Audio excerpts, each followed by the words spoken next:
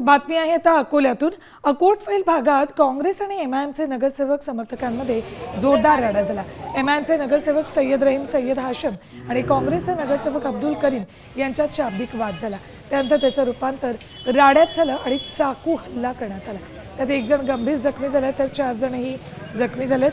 महापालिका निवडणुकीचे निकाल जाहीर झाल्यापासून राजकीय धुसफूस सुरू होती। जुन्या राजकीय वादातून हा राडा झालाय। एमआयएम पक्षाचे नगरसेवक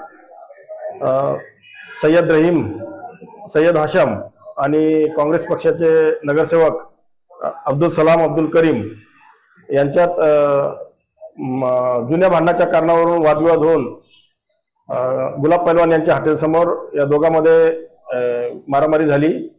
जखमी झाल्याने त्यांना दवाखान्यात पाठवलेलं आहे आणि सध्या दोन्ही पक्ष पार्टींचे दोन लोक आमच्या ताब्यात आहे।